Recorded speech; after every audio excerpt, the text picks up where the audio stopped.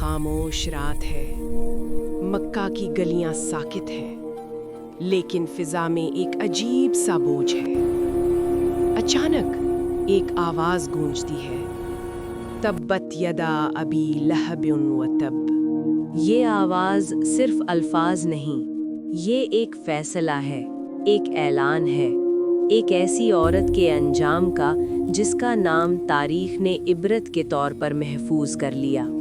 وہ عورت جو نبی رحمت صلی اللہ علیہ وسلم کی دشمن بنی، جو حق کے مقابل کھڑی ہوئی، اور جسے قرآن نے ہمیشہ کے لیے حمالۃ الحطب کہہ دیا۔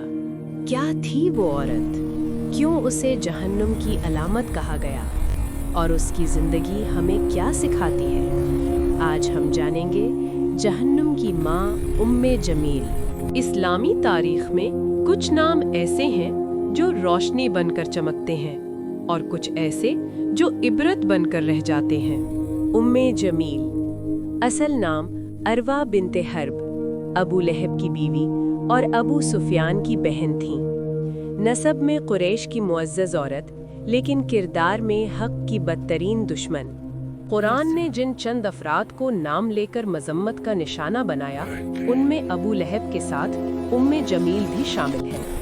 یہ کوئی عام واقعہ نہیں، یہ تاریخ انسانیت کا وہ باب ہے جہاں تکبر، حسد اور ضد انسان کو جہنم کے دروازے تک لے جاتی ہے۔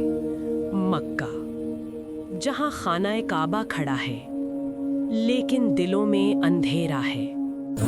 نبی کریم صلی اللہ علیہ وسلم کو حکم ملا، اپنے قریبی رشتہ داروں کو اللہ کی طرف بلاؤ۔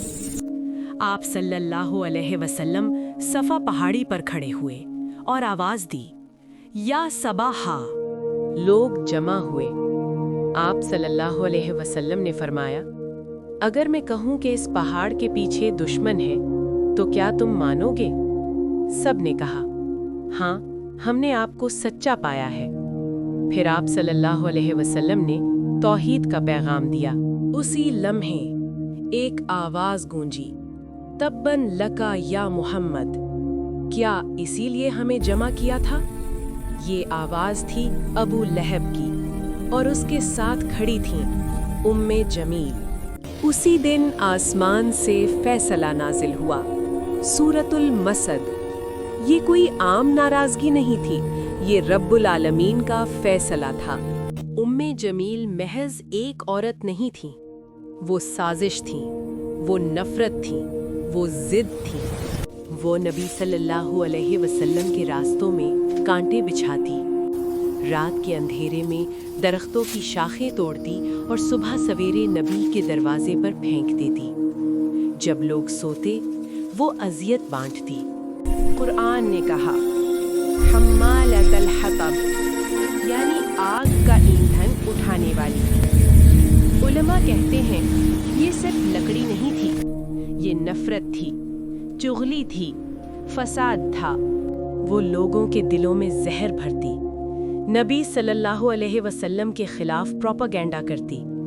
وہ چاہتی تھی کہ نور بجھ جائے، لیکن نور کو بجھایا نہیں جا سکتا۔ جب سورۃ المسد نازل ہوئی، ام جمیل پاگل ہو گئی۔ وہ ہاتھ میں پتھر لے کر نکلی، چہرے پر غصہ، آنکھوں میں آگ۔ وہ مسجد حرام پہنچی۔ نبی صلی اللہ علیہ وسلم وہیں موجود تھے، لیکن اللہ نے اپنی قدرت دکھائی۔ ام جمیل نبی صلی اللہ علیہ وسلم کو دیکھ نہ سکی، وہ صرف حضرت ابو بکر رضی اللہ تعالی عنہ کو دیکھ رہی تھی۔ کہنے لگی، تمہارے ساتھی نے میری ہجو کی ہے۔ حضرت ابو بکر نے کہا، وہ شاعر نہیں ہے۔ وہ غصے میں بڑبڑاتی ہوئی چلی گئی۔ یہ اللہ کی حفاظت تھی۔ یہ اعلان تھا کہ جو اللہ کے رسول کو نقصان پہنچانا چاہے، وہ خود اندھا ہو جاتا ہے۔ وقت گزرتا گیا، اسلام پھیلتا گیا، لیکن ام جمیل کا دل سخت تر ہوتا گیا۔ اس نے کبھی معافی نہ مانگی، کبھی سچ قبول نہ کیا۔ جب بدر میں ابو لہب ذلت کے ساتھ مرا، ام جمیل تنہا رہ گئی۔ روایات کے مطابق اس کی موت نہایت ذلت ناک تھی، نہ عزت، نہ شان، न कोई आंसू बहाने वाला। जिस औरत ने नबी सल्लल्लाहु अलैहि वसल्लम को तकलीफ दी वो तारीख में रुसवाई की मिसाल बन गई। कुरान कहता है, सयस्ला नारन ज़ात लहब वम्रअतुहु हम्मालतल हतब फी जीदिहा हब्लुम मिन मसद। ये सिर्फ अल्फाज नहीं, ये अबदी फैसला है। जहाँ दुनिया में उसने कांटे बिछाए वहाँ आखिरत में आग उठाएगी। जहाँ उसने नफरत फैलाई वहाँ जंजीर उसका जेवर बनेगी। ये अंजाम है अल्लाह के नबी से दुश्मनी का।